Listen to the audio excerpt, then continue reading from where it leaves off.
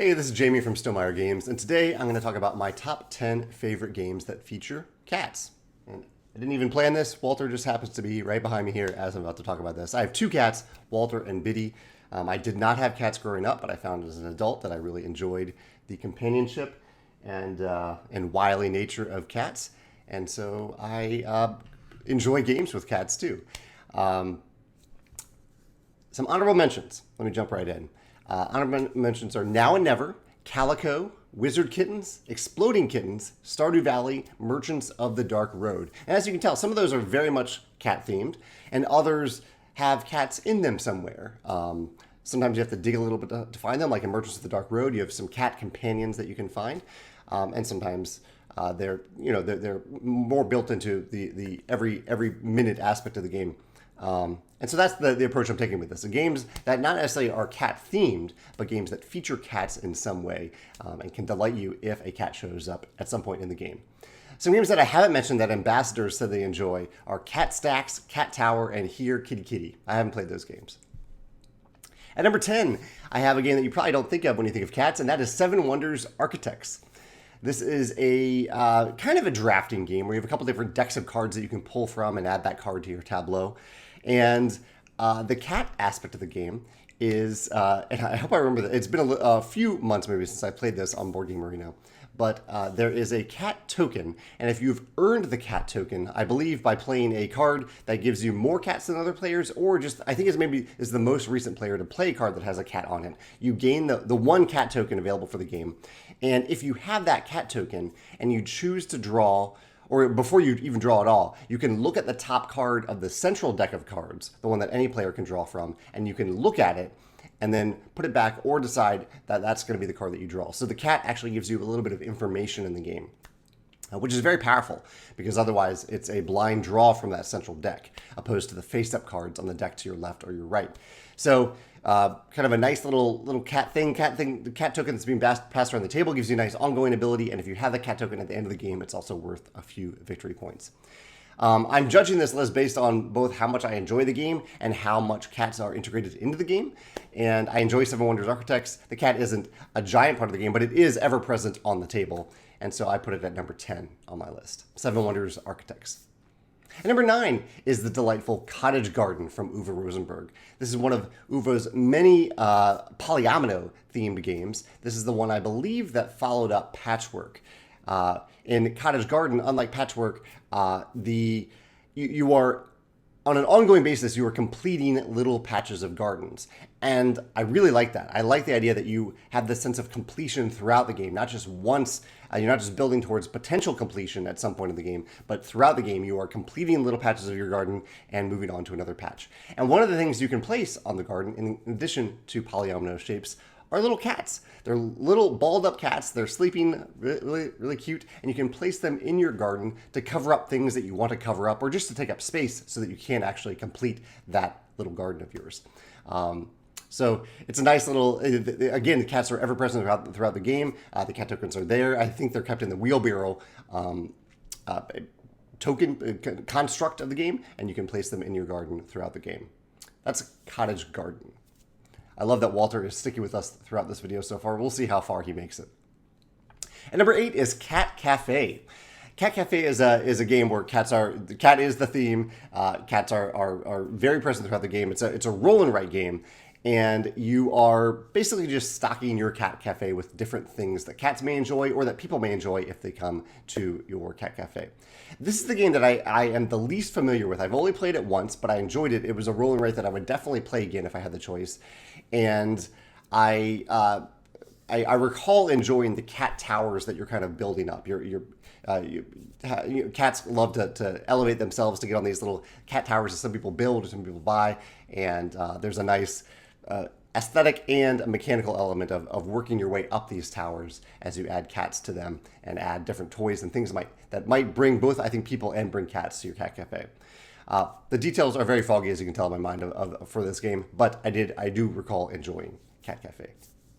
And number 7 is Root, specifically the Marquise de Cat.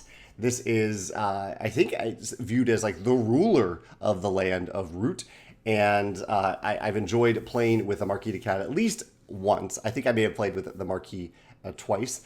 And I enjoy in particular that the Marquis is an orange tabby cat, as my cats are. Here's Walter. Walter's moving a little closer here. You want to join the video for me, bud? So Walter's going to join us while we talk about the Marquise de Cat. So the Marquise de Cat, the thing that he does is he is constantly kind of building and upgrading things on his mat. He has these different types of buildings that he can make, and he's getting more and more victory points as he does so. Okay, I think Walter has decided that he's done talking about Root. But yeah, I enjoy the sense of progression in the Marquise de Cat.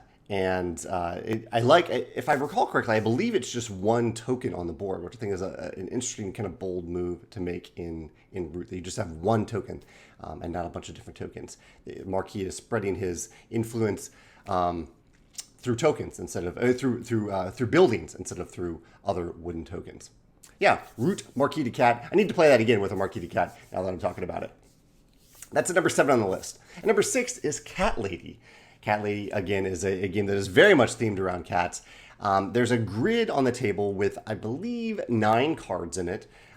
Many of them are cat cards themselves with a bunch of adorable names on them. And on your turn, I really, really love this mechanism.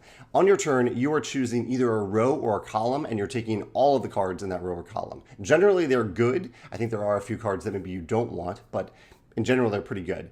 And they can be really good if they work with the set collection that you are pursuing at that time. So you're choosing a row or column, and then you're putting your token there to block someone else from taking that exact row or column on, I believe, until your next turn. It might be until the next turn.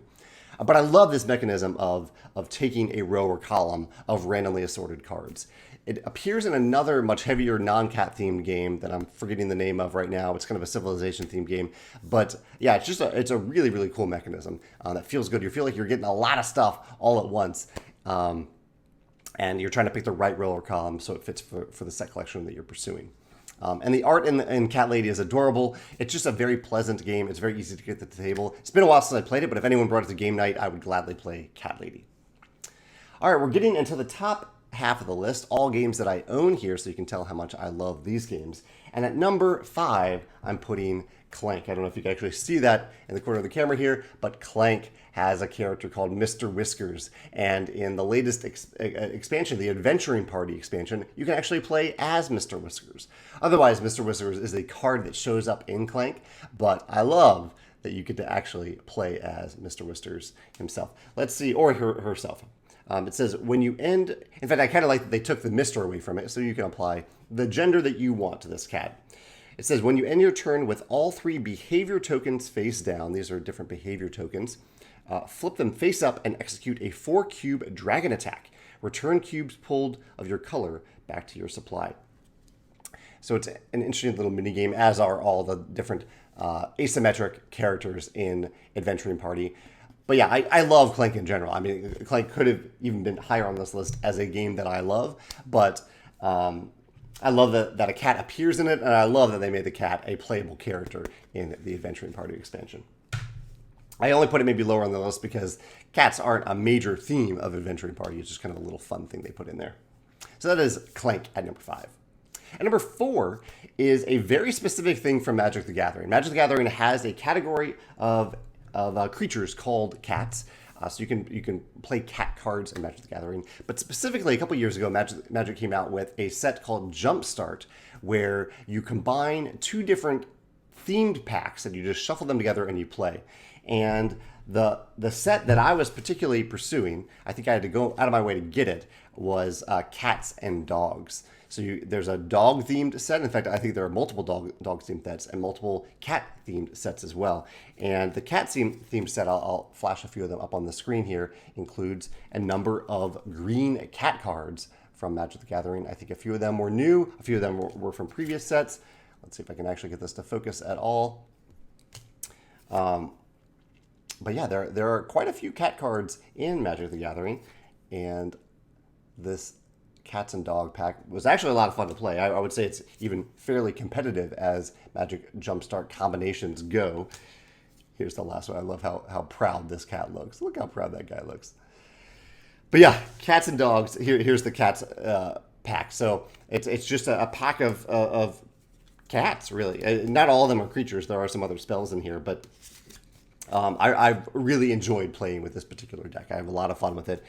Just the whole theme of cats and dogs and having them interact with each other and play off each other in this pack. So I know that's very specific in Magic the Gathering Jumpstart, but in general, there are cat cards in Magic the Gathering, and I enjoy picking them up when I have the chance to in draft.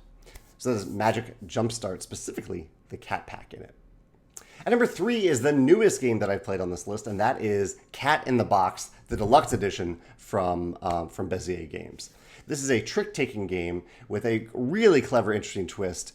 And the thematic twist with cats is that it's based off of kind of the philosophical question of Schrodinger's cats, where if you have a cat, and I believe that the idea is there's a box, there's a cat in it, and the cat is if it's completely sealed off, that the cat is neither dead nor alive if it's in the box until you open the box and find out if the cat is dead or alive. So it's kind of a weird quantum state where it is neither one thing or another.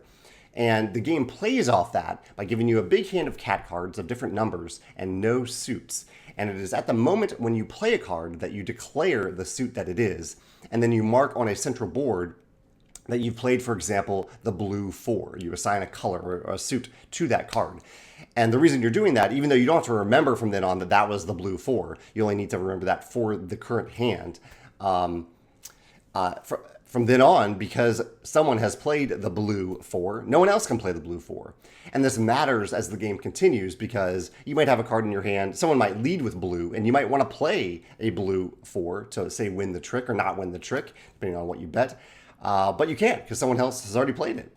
So even though you have a 4 in your hand, you can't assign the color blue to it after that.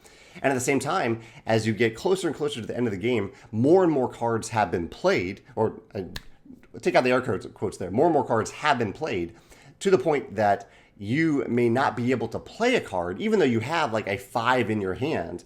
All of the 5s may have already been played, like the 4 colors in the game.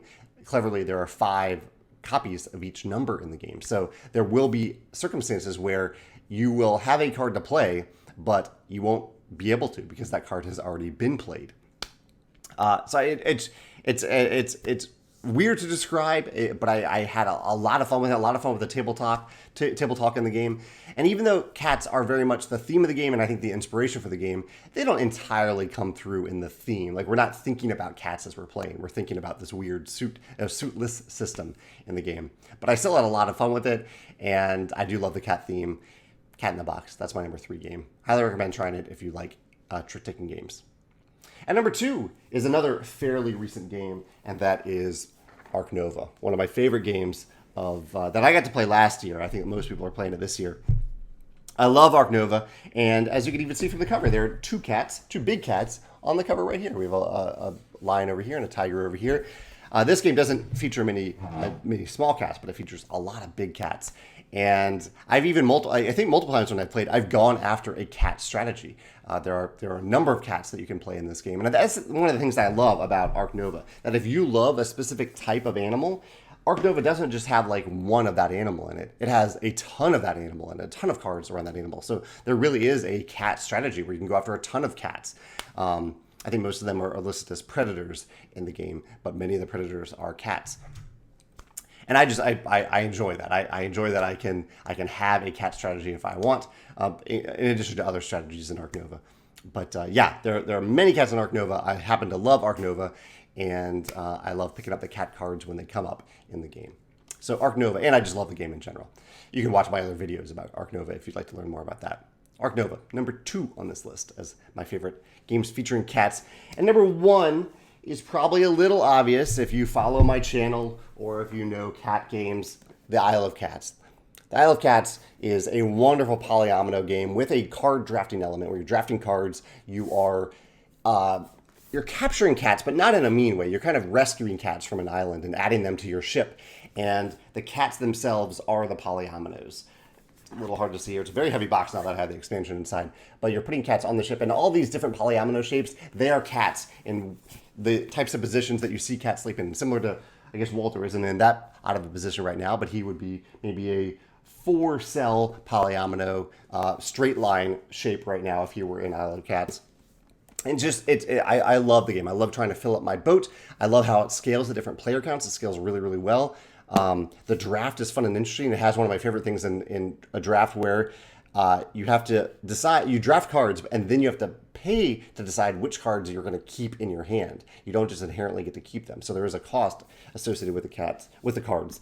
And the cats themselves, there's such a big variety of cats that can come out in the game, of different shapes, orientations, and colors as you try to fit them onto your ship in different ways. There really is, and I've played some polyomino games where the shapes don't seem to matter all that much, but they matter quite a bit in Isle of Cats as you try to connect cat families or cover up rats or complete rooms in the ship.